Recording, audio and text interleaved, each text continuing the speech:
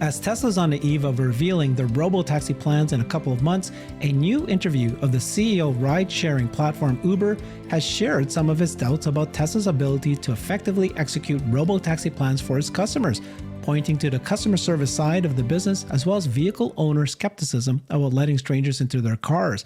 On Friday, Uber CEO Dara Khosrowshahi appeared on the Logan Bartlett show on YouTube to discuss autonomous vehicles, during which he shared his doubts about Tesla's robotaxi plans. For example, he says peak ride-sharing times might coincide with the times owners want to use their own vehicles. At the same time, he then made the pitch to Tesla to partner with Uber. Today, we'll watch the key video clips from that interview. So we've got Jeff Lutz with us. He's an ex-CVP of Supply Chain and Chief Quality Officer, and now he's the CEO of his own supply chain consulting firm. Welcome, Jeff. Hey, Herbert. Great to be with you. This is a really interesting topic, and I think it's going to hit on a number of different angles relating to AI and deal making, and so we'll talk through it. Yeah, we'll watch his interview because it's quite revealing. On one side, he says it's impossible for them to, Tesla and others to create robotaxi, and the others, he goes, hey, please partner with us. So we've got the CEO of Uber being interviewed on the Logan Bartlett show. Now let's watch the very first clip here. Place which we think works for both players. It kind of dovetails into some of the stuff with regard to Elon Musk and Tesla. And I think after Q1 of this year, they said they were going to release a preview in August, as we sit here in August, of a summon, which I think they showed a screenshot at some point. What complexities do you think are not fully appreciated by someone that's, very bright, but making a car company and all the network considerations you've had to factor in? Yeah, listen, to some extent, it's a repeat of, people say history may not repeat, but it rhymes. Like Daimler, BMW, they tried to set up their own networks as well, but it's a really, really different business. It's what I was talking about, hardware. To build a $20,000 or a $50,000 piece of hardware from driving, over 30 million transactions every day that on a revenue basis you make $2 off of. It's just a very, very different business. Everything that you have to build in terms of the matching stack, the pricing stack, all the things that can go wrong. In a lot of markets, people want to pay with cash. The accidents that happen in a car, people getting sick, people losing items. We talked about this just during our earnings. We actually find 25 million lost items in a car. All of these little details. I'm responsible for a disproportionate amount of those, by the way. A lot of those were me, 25. Well, we try to help you out. Yeah, you've done a great job, actually. A taxi cab, I had that happen recently in New York. I forgive me, but I called a taxi cab because of you can call a taxi cab through Uber. I hailed it, unfortunately. If it had been through Uber, I would have been able to find my item. Instead, I was going through White Pages, trying to get the medallion. And finally, actually, I got a hold of them after 2 days of panic. You're a determined for fellow. a jacket. It was a jacket that I had just purchased, and so the consideration set was high for me to get it back. So Jeff, I'm going to pause it there because didn't you just post something that said that, well, can't Tesla use the internal cabin camera to see if anything's left there? Well, what do you think about how difficult he made it sound like? Yeah, I mean, first off, I think at a high level, it's okay to bring up the fact that this is a very complex problem to solve. And once it's solved, I think the barrier to entry is going to be quite difficult. The first step is actually getting the car to drive by itself and solve that last 3 feet, call it last 10 feet of space of getting it, to right in front of the consumer, or in the case of FSD, getting us, in and out of our garages, for example. So there's still some things to solve for, but Tesla has made significant progress and has built a truly scalable platform that has the economics and volume to get there. But speaking to these issues specifically, these challenges are nowhere near the order of complexity and magnitude as it is to actually solve, the self-driving piece of it. There's recent data released that a Tesla on full self-driving has one crash in 6.7 million miles. And the latest available NHTSA data, I think it was from 2022, there's, standard vehicles operated by humans have 1 in 670,000. So that's already a 10x improvement. in terms of a vehicle in FSD versus a vehicle that is just being driven by a human. That's a very, very complex problem to solve. And Tesla still has work to do there, but they've made tremendous progress. Now, in terms of if somebody leaves, yeah, I did bring up a couple of suggestions, because Tesla is going to integrate, Grok into these vehicles. And I think it's something that's not being talked about enough. But, Elon Musk has these two AI worlds that are going to come together.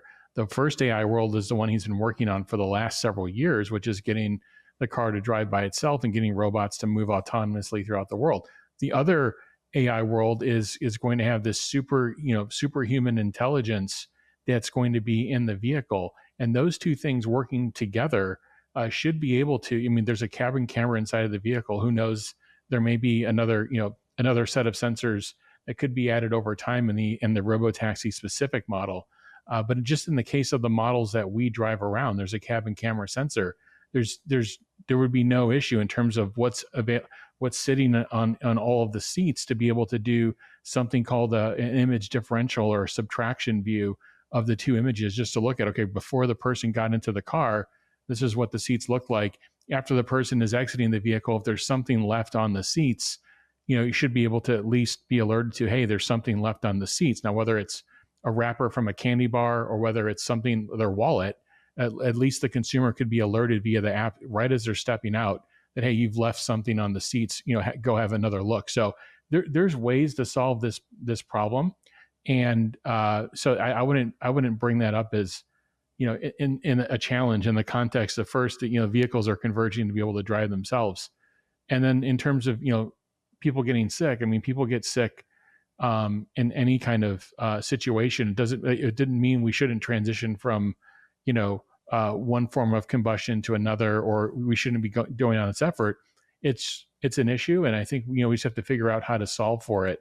But I think you'll hear some other, challenges being brought up. And again, it's okay to ask the questions. The thing you have to think about is, are there solutions to these problems? And I would say yes, especially when you look at it in context with solving the self-driving challenge. Yeah. Let's listen in some more to what he's saying. But it is much nicer to be able to hail the Uber and pay the fee that they, that goes to the driver. 100%. So I think all of those considerations, we've had to learn to build out a system that's able to make everything work for both the rider and the driver with economics that work. It's taken us 15 years. It's taken us tens of billions of dollars of capital, and we can provide that instantly to a partner. And hopefully Tesla will be one of those partners. You never know.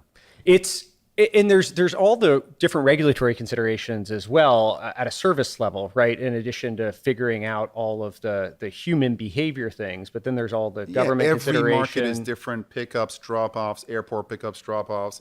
And listen, it's also not clear to me that the average person, Tesla owner or owner of any other car, is going to want to have that car be ridden in by a complete stranger. Which, by the way, for people that don't know, that's the current plan is, and I think he said, hey, in markets that there aren't enough supply, they will also put cars on the road. But the plan would be, hey, Logan owns a Tesla. It sits out there idle 23 hours a day. And so do you want to use it for a third of the 8 hours a day just to go around and pick people up? Exactly. And it just so happens too that probably the times at which you're going to want your Tesla are probably going to be the same times that ridership is going to be at a peak, right? There are these peaks and valleys in terms of supply demand. And we are able to essentially balance supply and demand, or position supply on a temporal basis when you need the supply, or in certain places if there's a concert, et cetera. But because essentially drivers who are part-time are part of this ecosystem, we only have to pay for that supply when we use it. If you have a fleet that essentially you've got to use 100% of the time, or you've got to drive utilization 100% of the time. Okay, what do you think, Jeff? So he's saying that he's doubtful that Tesla owners will actually want to participate. And then he goes, even if they did, it'd be coinciding with the peak times. I'll want to use my car during that peak time. Yeah, these are logical challenges and conclusions that one could arrive to. But I would say the following. Tesla, is working on predominantly in terms of the robotaxi, they're working on a vehicle that's going to be sub $25,000 before incentives. Okay.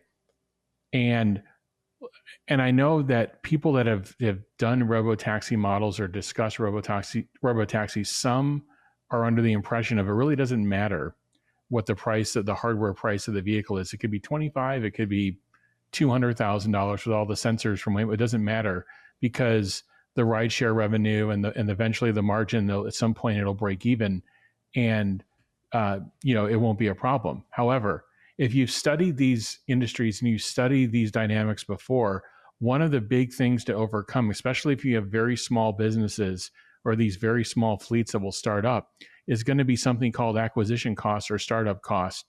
And if you could get that same unit that can go out and drive and start making money instantly, and your startup costs are 25,000 or maybe 20 or 15 after all these incentives, or you have to go out and buy a $50,000 or $100,000 vehicle, people are going to opt and get that robotaxi specific vehicle. And if they want to build up a fleet, that's fine. Why am I bringing this up? Because I actually don't think the predominant use case is everybody's going to want to take their personal vehicle and put it on the network. There will be some percentage of people that will want to do that, and Tesla will make that available to those people. And there's nothing wrong with that. That's fine. But what I think is going to happen, and it's going to happen in volume, and you've heard Tesla and Elon talk about this specifically, is they are going to build millions and millions of robotaxis, purpose-built robotaxis. I think we'll start off with one form factor.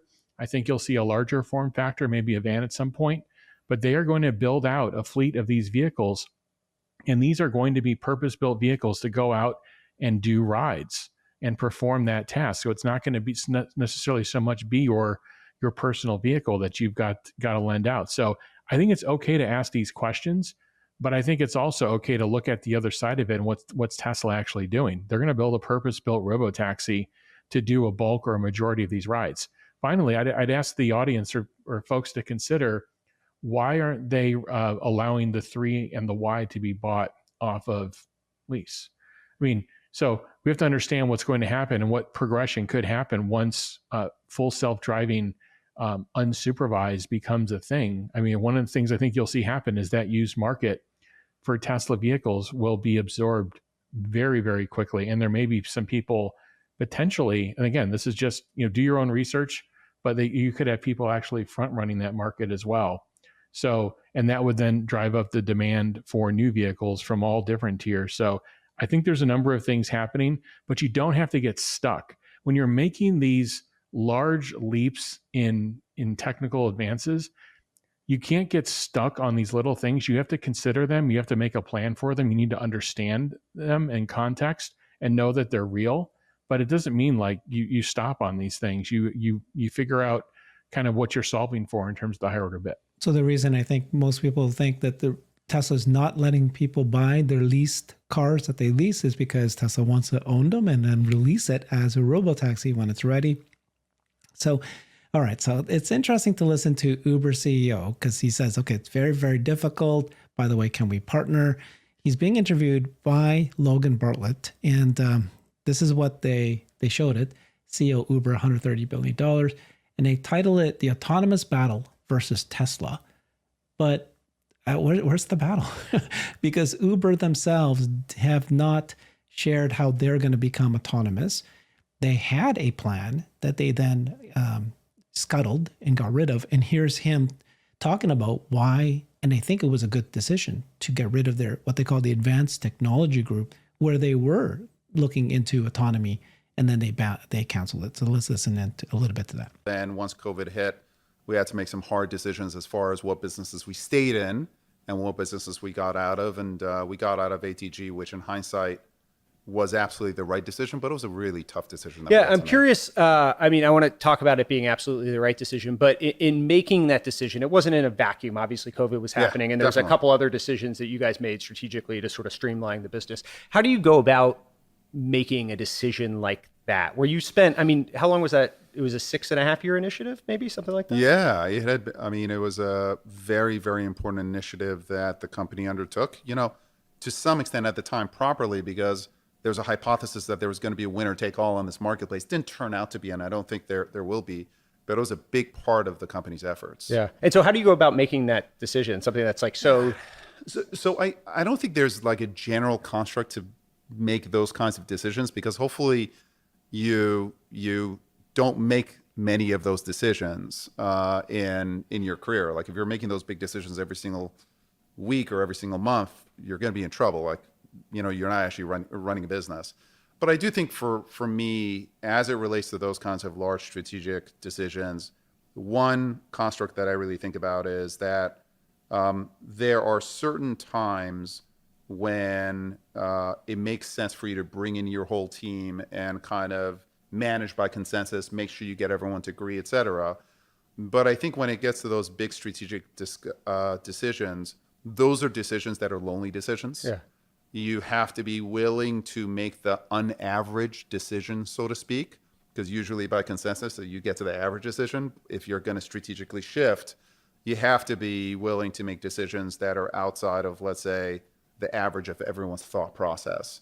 So I do think, during those times, you spend a lot of time alone, you talk to a lot of people, but ultimately you've got to go forward with the fact patterns that you see and then your own instinct.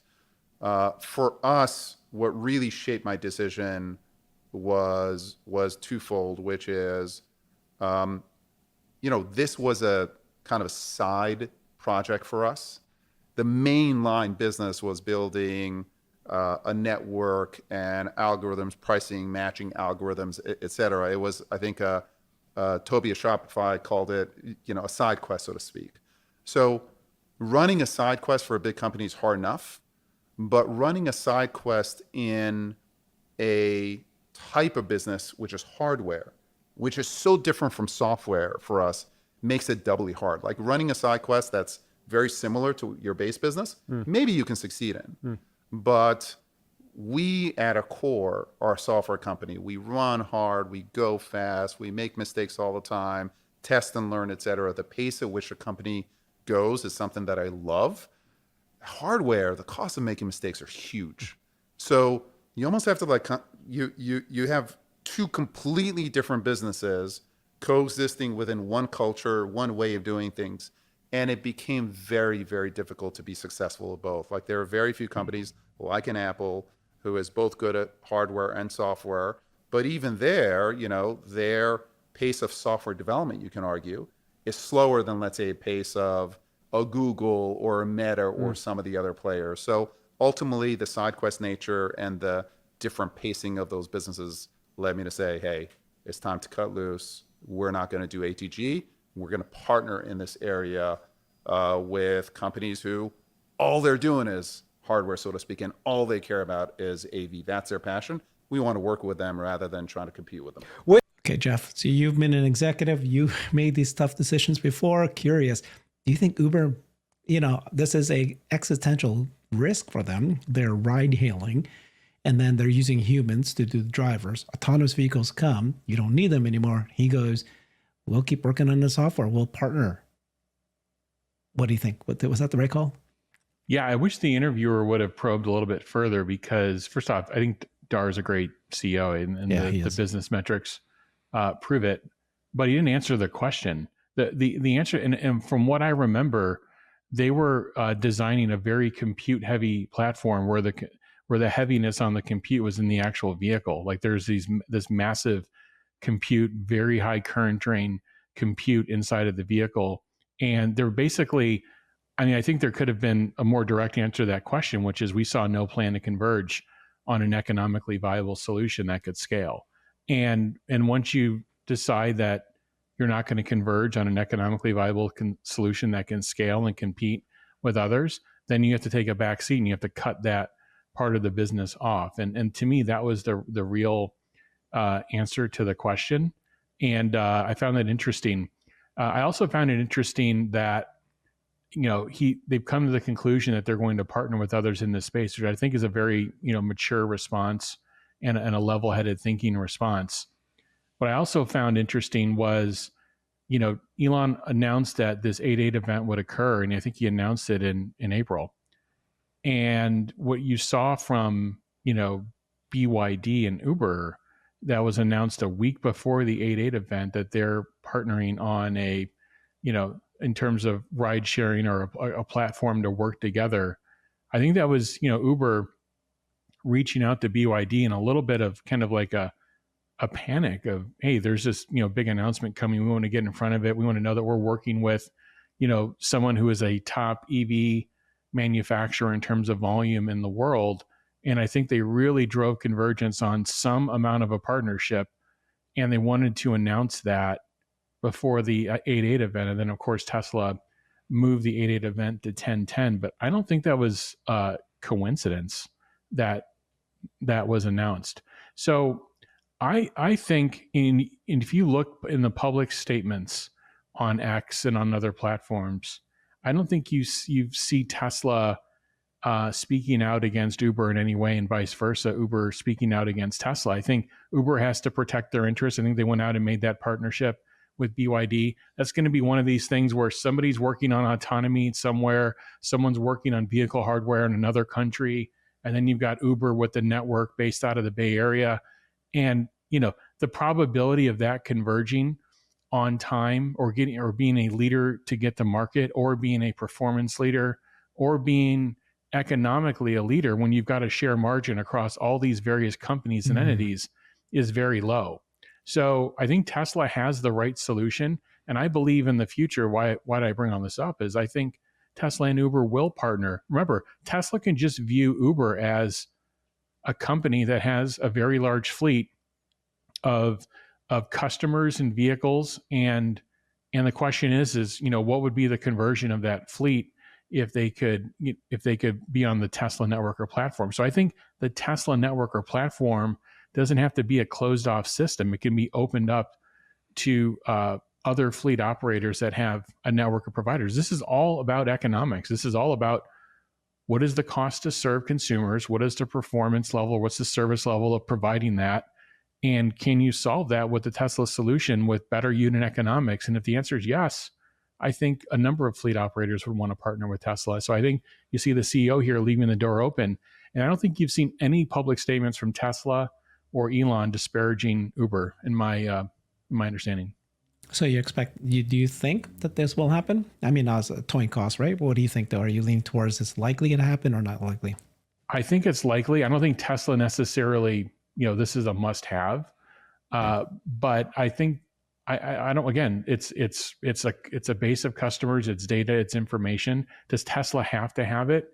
Not necessarily, but I think Uber may need it more than Tesla, especially if the economics of the Tesla solution are so far superior to what Uber is offering today. They're going to need it. What Uber should be doing is become a fleet manager, which includes the software management of the network and the demand and all that. But because Elon has said we need fleet managers, so some sort of group that manages the cars, these guys can do that. So maybe it'll happen. Yeah. Talking about fleet management, he hasn't brought that up, right? He just still wants a partner. And then I want to share a little bit here of what Uber themselves, take away all this talk about ride hailing, what they plan to do with their Uber Eats, their Uber programs. Just watch a little bit of this. For people that don't know the evolution of Uber Eats and how it came to be, it was an adjacency to the existing Uber business, and so it sort of grew up in cities and a much more urban business. Can you speak to, I guess, a little bit of the history and maybe contrast that with DoorDash and then where we are today in the Eats market? Yeah, definitely. I mean, this was before my time, but I actually think the first iteration of Uber Eats was drivers kind of loading up burritos in their trunks and driving around, like kind of instant, push a button, get your food in 5 minutes. And it did start in the cities. So our strength has always been urban centers, and we're growing outside of those urban centers into the suburbs. DoorDash to some extent is opposite, which is they made a bet in the suburbs, and it's an effective bet. And as it turns out in the US, actually the suburban market for food is larger than the urban market for food. So in the big cities, we have a big advantage, which is we have a lot of liquidity in terms of drivers. One of the advantages that we have is our mobility business is a huge customer acquisition channel for our delivery business. We have one membership program, Uber One, where you get benefits on both, free delivery, and then you get cash back on mobility as well. So cities have been a real strength for us. We are expanding into the suburbs. And I think DoorDash is trying to defend their turf. They're a good, strong company. And then when you look from a geographic basis, we are much stronger internationally. I think one of the really good bets that Travis and team made early on was expanding the company very, very quickly internationally, when one could argue that the economics weren't proven out. Turned out that the economics, eventually did prove out. So I think the international footprint that we have is an asset that is a very, very substantial asset that I think puts us in a better position than our competitors, whether it's DoorDash or any other local player. If you could, So isn't that interesting? Very cool. Love to hear this. I love business models like this, but this is one reason I can see why Tesla would partner with Uber, because of Uber Eats, where, that's a lot of work to organize all the relationship with the restaurants. It is a big deal. It is a big service. And I can see why people would do, delivery of food, right? What do you think about that? Yeah, this is all a unit economics model. And for the listeners, unit economics are basically the various lines of cost that are needed to deliver the service or deliver the product or good to a store shelf. And then there's also a piece of unit economics, which are the cost of sales. And basically from the manufactured selected retail price to the actual average selling price that you as the seller experience, what are those actual costs to actually sell the product? And so that whole stack together of COGS and the cost of sales are unit economics. And this is all, to me, really a battle of what gets you to the best unit economics that then maintains or improves that service level. And if the transportation portion of it, which involves gasoline, which involves drivers, which involves, vehicles, can be replaced by something that has the cost per mile that's just that much lower, the unit economics improve. So, this is something that would be needed to get to scale. But I agree with your point. There are things that Tesla may want to get into directly, and there may things that they want partners to work with on.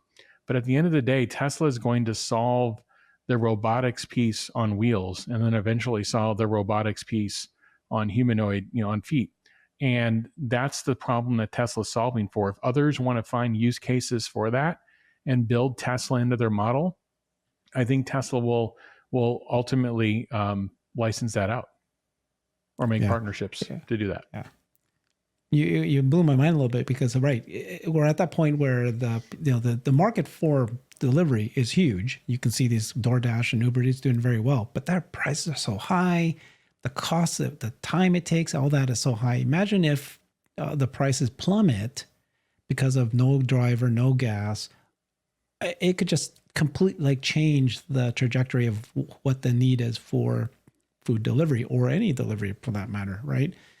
Yeah. That's why you see in urban centers a lot of short distance robots, are being developed for for this specific use case exactly. But then now you could extrapolate that to larger distances and basically replace that chunk that's inside of the unit economics today. That's a driver, that's a vehicle, that's gasoline. You replace it with electricity, no driver, and an EV that's going to be fully depreciated from the ride sharing business.